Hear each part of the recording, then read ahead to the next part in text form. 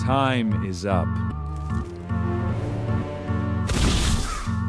I find myself in this dark, dingy room with only Ludo's lifeless body to keep me company. From the hallway adjacent to the room, I hear my companions fighting, yelling, not sounding too good out there. We have 3 diamonds for Revivify. I'll use 1 here on Ludo and just hope we don't need the other 2 in this moment.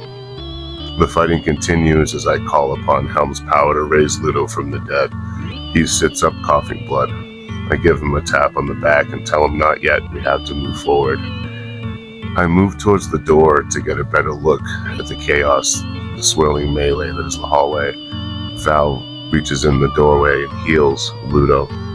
Gargos pops a potion of invulnerability. All the revenants in the hallway attack him at once, but do very little actual damage. As we take out the boss, he says, "I'll be back," as Gargos runs him through, to which I responded, "We'll just kill you again." Pyron jumps into Val's Sword of Storms, takes a little bit of damage as he does, but he ran right through, completely obliterating the revenant in front of him. We all take deep breaths and stare at each other in disbelief. We survived. We all plop down in the very spots we were standing at the end of the fight as I begin praying to Helm for healing and rest. Val also plays some inspirational gospel music to accompany me in the prayers. We all heal up, get ready to keep moving forward, checking the rest of the floor. Going up to the roof, we found another dragon statue as we go up the stairs.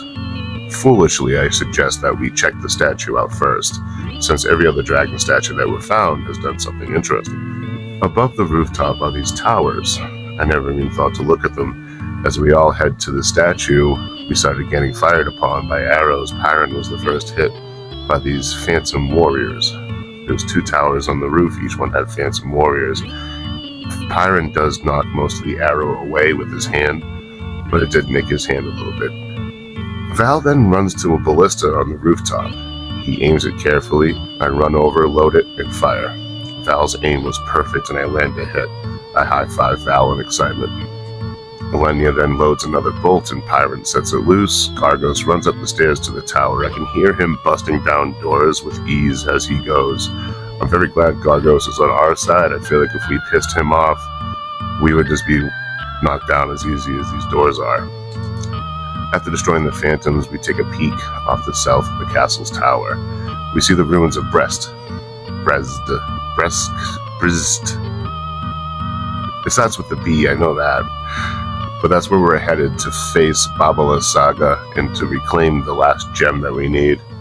While we rest atop the castle, I see a lunatic driving a horse-drawn wagon. He comes to the castle, relieves himself on the statue, the dragon statue at the base of the castle at the entrance, drops off a coffin, and leaves.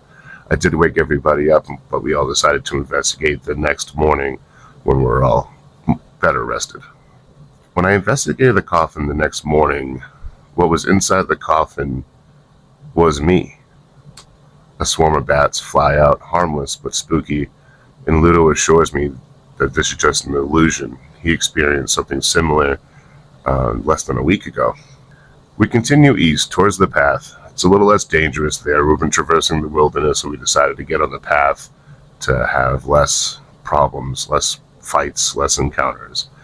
And along the way, we bump into a druid with some twig blights.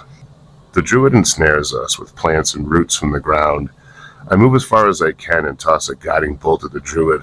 The spell's effects dissipate. I broke her concentration by casting guiding bolt.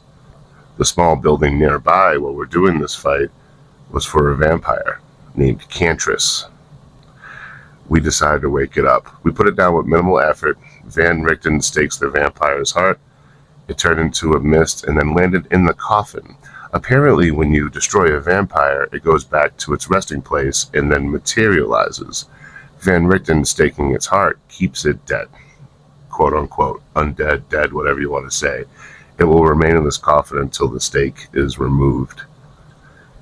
Now, this vampire had a hoard of magical items. The longsword of warning is the one I took. It makes everyone faster and makes it so we cannot be surprised. Shortly after, we bump into some flaming skeletons. They hurl heavy artillery balls of fire at us. Val turns Lenya into a giant ape. She charges and destroys one with a series of slams and bashes. Lenya, as the gorilla, then grabs a downed tree, walks over to the group of flaming skeletons, and swings the tree at the group. We are whittling them down bit by bit, and we should make short order of the rest of them that are still up. Our next stop is the ruined city itself to face the mighty Babala Saga. We have been warned many times that this is a very powerful being, very powerful creature. I want to say it's a hag, but I don't quite remember. We will find out shortly as we're running the outskirts of the ruins as I write this into my journal. So, wish us luck. We might need it.